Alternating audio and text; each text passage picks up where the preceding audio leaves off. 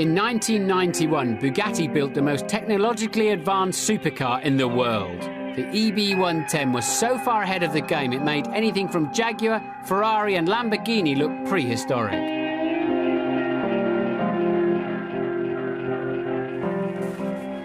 You're probably thinking this is yet another Italian supercar styled by Gandini with an engine in the back the size of Tahiti. Well, you'd be right, but the Bugatti had so much more. The engine was a lightweight 3.5-litre V12. It had trick aerodynamics, four-wheel drive, ABS, power-assisted steering, 6-speed gearbox, wood and leather. It had everything the Jaguar XJ220 should have had, but didn't. Plus, the EB110 was cheaper, and being a Bugatti, it was a whole lot more exclusive.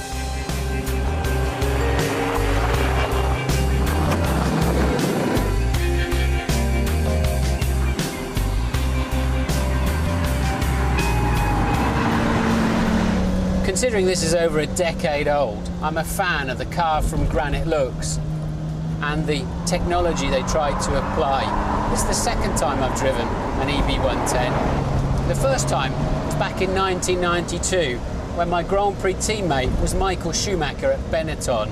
He turned up for a test at the Paul Ricard circuit in the south of France in a bright yellow one and offered me the chance of a run.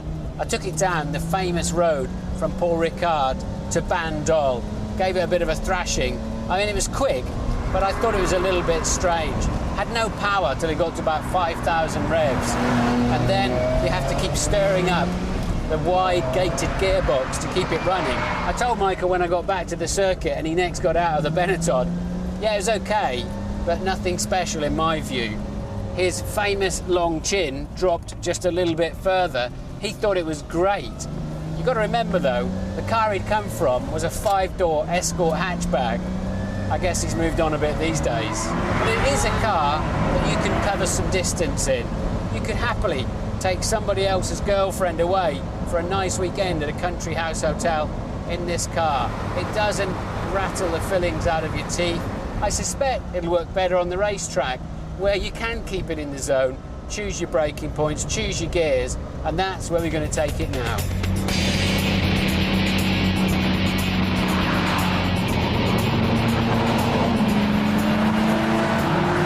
It's an amazing difference, isn't it?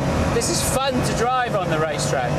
I can really get into this. It's so different to the road, where I just could never really get it up and running before I seemed to come across a corner or a tractor or something, and it had no power whatsoever. Now it's great, and I'm even beginning to somehow get a grip on this wide gate of the gearbox, and the braking is very stable. Very impressed with that. Four-wheel drive then now.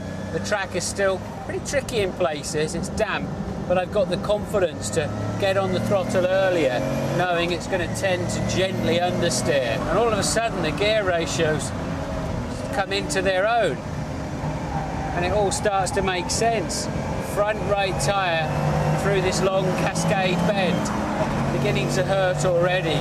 Just a little bit less grip, lap by lap. Let's try it into another one here at Ireland. You can hear it. Tyre starting to sing now. Into the shell hairpin. Throw it in with some confidence and start squeezing the throttle.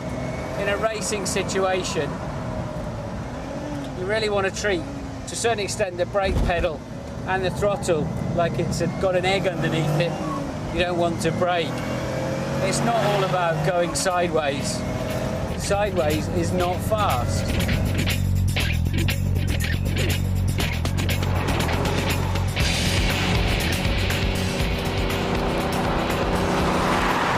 The only time this car slightly makes me nervous is over a crest where I have to start braking and downshifting. The back end just wants to step out, and it's just slightly a question of, I wonder what's going to happen next. It's easily correctable, but much happier with this car in track conditions. not something I'd want for the road, but given it felt so silky smooth and had a sort of a limo ride compared to the others, it's okay on the road if you could just get rid of that turbo lag. The Bugatti with those 4 lazy turbos is tiresome on the road, but it does manage to get back some cred on the track.